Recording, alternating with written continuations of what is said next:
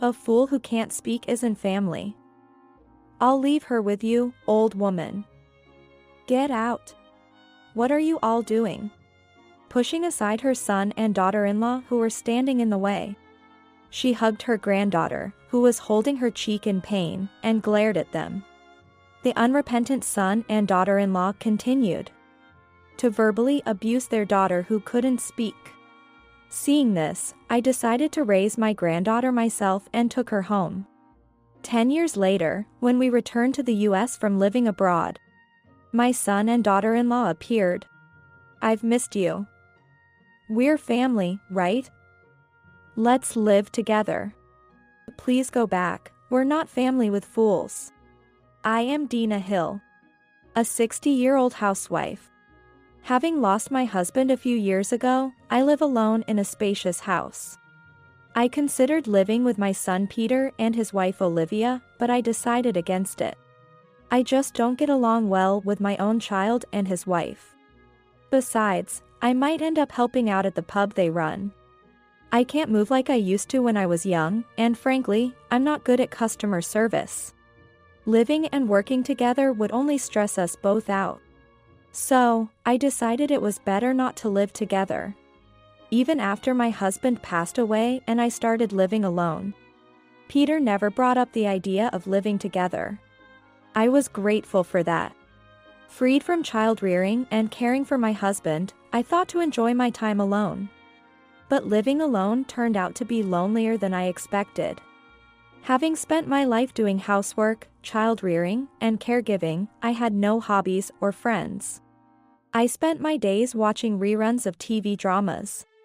Even when I tried to adopt new habits, they didn't last long. For me, living such a dull life, the presence of my two granddaughters was significant. Sarah, the elder, is 10, and Katie, the younger, is 6. Both are adorable girls. Sarah is a beauty and skilled at charming adults. On the other hand, Katie is a bit slow and quiet. She often feels lonely, being compared to her beautiful and charming sister. I love both of them, but I especially support Katie, because I can see she is disliked by her parents and sister. Every 2 months or so, my son and his wife bring the girls to visit me. Grandma. Sarah would run up innocently.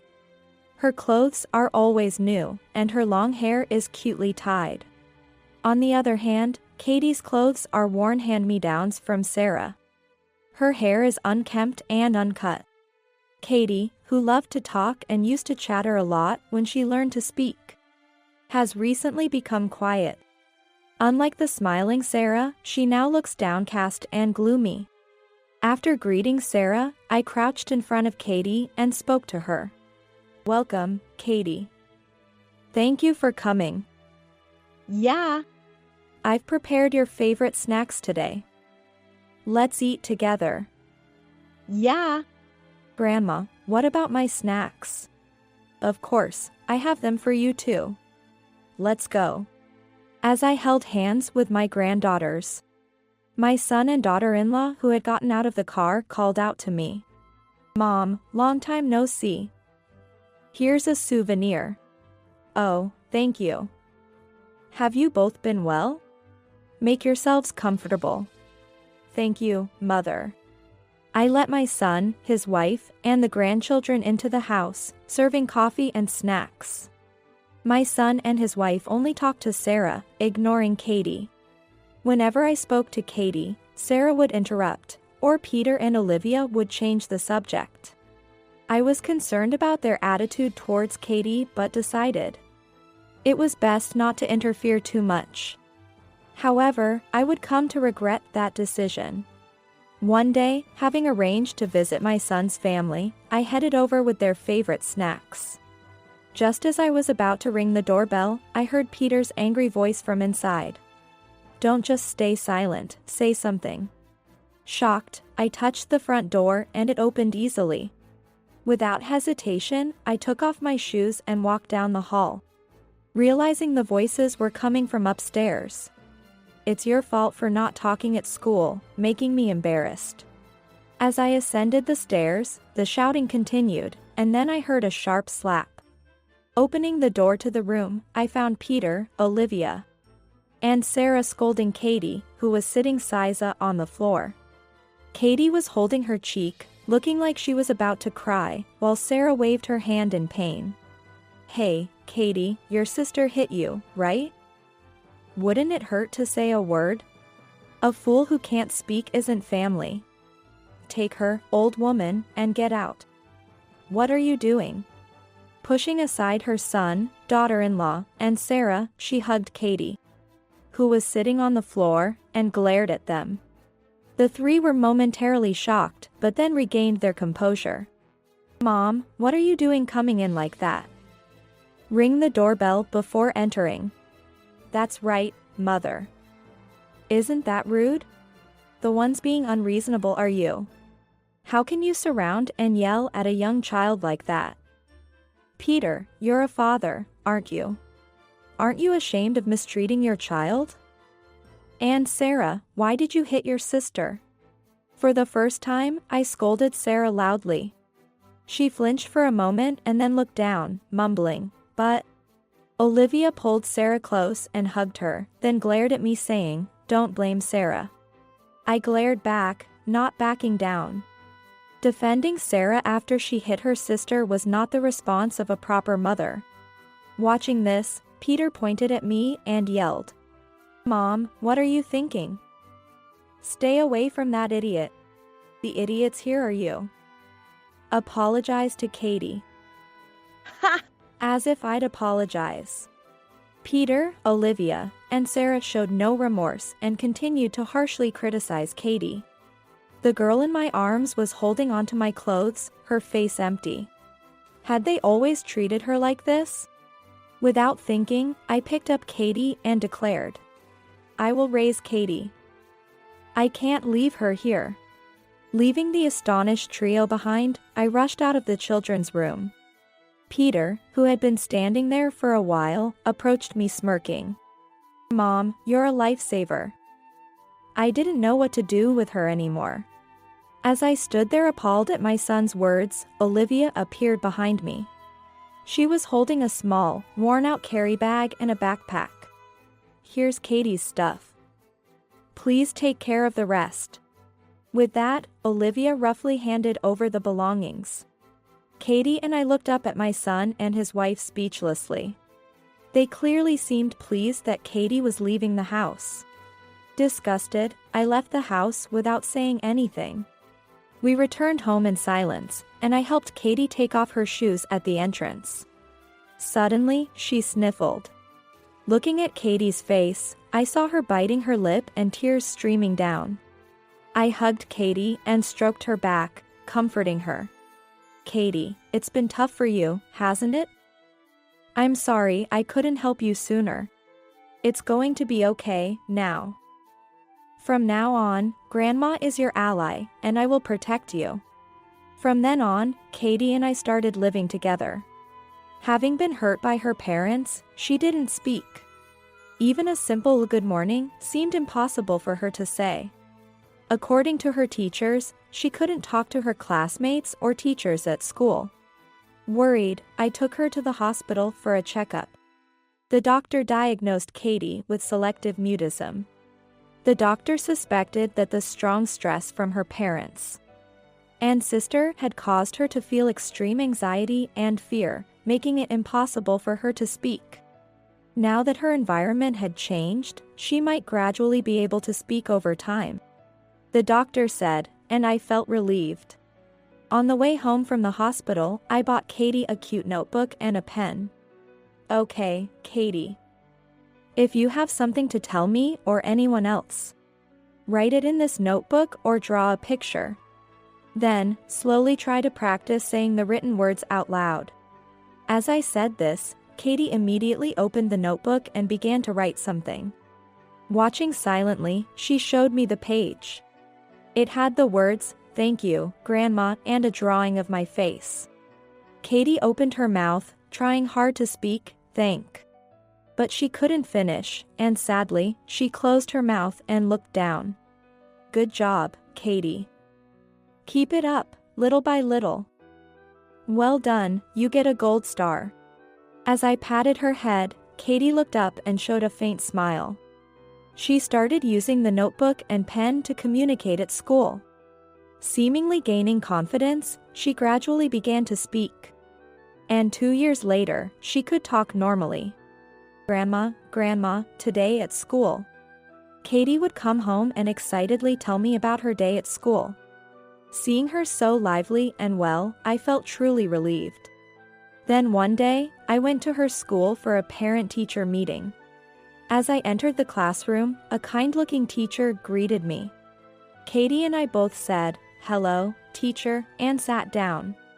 As we talked about Katie's behavior at school and at home, she squirmed shyly. Katie's grades have been improving steadily since last year. Take a look at this. The teacher showed me her report card. The graph had been steadily rising since she started living with me and was now shooting up. I think it's because she's very studious. Recently, she's been buying difficult books and workbooks and studying every day. I said this while patting Katie's head. She had become very diligent in her studies since she started speaking. At home, she would study difficult books, and on test days, she would show me her perfect score answer sheets. I framed all her answer sheets and proudly displayed them. I see. In that case, why don't you have her take an IQ test at the hospital? An IQ test? The teacher responded, Katie might be gifted. She's possibly naturally talented. Katie's intelligence seemed to be beyond that of an adult. The teacher suggested that an IQ test would be suitable for providing her with an appropriate educational environment, given her talents. I promptly took Katie to the hospital for an IQ test. As expected, she was gifted. I couldn't hide my surprise at discovering her incredible abilities. When I asked her, "How do you find your studies at elementary school?" she replied unenthusiastically, "Honestly, it's too easy and boring. I want to study something much more challenging. But if I tell my teacher, they seem troubled." Hearing this, I pondered. Can Katie receive the education she desires in the US? She probably wants to study at a middle or high school level. But could she, still in elementary school, study at that level? I consulted with my homeroom teacher about this. Then the teacher told me that in the UK, she could receive a good education. It might be possible for Katie to study what she wants if she goes to the UK. By the way, I remembered that my late husband's brother is working in the UK. I hadn't contacted him since he passed away, but he might be able to help. When I contacted him right away, he said he would support us living in the UK. Feeling relieved, I suggested to Katie that she study abroad in the UK.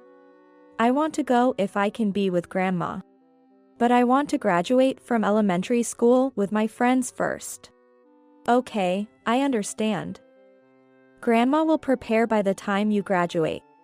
Katie smiled relievedly at my response. She created many memories in elementary school and graduated safely. We exchanged contact information, so she can stay in touch with her friends even overseas. I didn't tell my son and his wife about the study abroad. I thought if they knew their kicked-out daughter was gifted, they would come back to use her. Katie quickly adapted to life in the UK and studied in advanced classes. I supported her with all my might. Seeing Katie happy that studying is more fun than it was in the US made me truly glad we came to the UK. Her talent is incredible. A few years after studying in the UK, she entered University of Cambridge to study business. And then she started her own company. Katie is eager to repay her grandmother. But she has already repaid me enough. After all, she has grown up and become a fine adult. Her achievements were covered in the UK news, spread worldwide, and she became famous. Probably, her name is well known in the US too. I wonder what my son and his wife think of her success. I hope they regret the terrible things they did. 10 years after Katie started her company, we returned to the US for work. We rented a new apartment. One day, the doorbell rang. Thinking it was just the neighborhood circular, I opened the door without any caution. "Long time no see, Mom. Have you been well?" "Peter and Olivia. Why are you here?" I shuddered at the sight of the two of them. I had changed my contact information and lived far from the old house. So how did they find this place? Without paying attention to my surprise, Olivia called into the house. "Hey, Katie is here, right?" "Mom. We've come to see you after a long time. What do you want?" "Don't come near her. Don't be so cold, Mom. We are Katie's parents." "Yes, Mom. Katie is here, right? Please let us see her. Don't just enter like that." Before I could stop them, they pushed past me and entered the house. As I tried to hold them back, Katie appeared from the living room. "What's wrong, Grandma?" "What, Katie was surprised by the unexpected visitors. I turned my face away awkwardly. Meanwhile, my son and his wife seemed happy to finally see Katie. "Katie, I wanted to see you. You've grown so much." Katie shook off Olivia's arms, trying to embrace her. "If you want to talk, let's do it in the living room. I'll prepare some coffee, so please wait on the sofa." Katie said coldly and started preparing coffee in the kitchen. My son and his wife sat on the sofa without reservation, telling her one-sidedly about their memories. Worried, I spoke to Katie, but she winked at me to leave it to her. When I sat facing them, they immediately brought up the main issue. The pub run by my son and his wife had closed due to poor management. My niece, Sarah, had become unreachable after getting a job. And now I have no idea where she is or what she's doing. Currently, my son and his wife are living in poverty, uncertain when their savings will run out. "Hey, Katie, can you support us? You left home at 6, but until then, we raised you. Show us some filial piety. Katie, you must have been lonely without us. But from now on, let's live together. Let's make up for lost time and create family memories." I couldn't bear to watch my son and his wife begging Katie, feeling so pitiful and helpless. I don't understand how my own son turned out this way. Where did I go wrong in raising him? While blaming myself, Katie's voice brought me back to reality. "I refuse. Fools are not family. My only family is my grandmother. Please leave." She had an unusually cold smile on her face, unlike any I had seen before. "But, Katie. Wait, please." Despite their pleading to live together, Katie did not yield to my son and his wife. After forcefully ushering them out the door with tearful eyes, she locked it with a click. Through the window, I saw my son and his wife dejectedly walking away, shoulders slumped. "Grandma. What is it? Shall we move out of here?" She said this with a smile.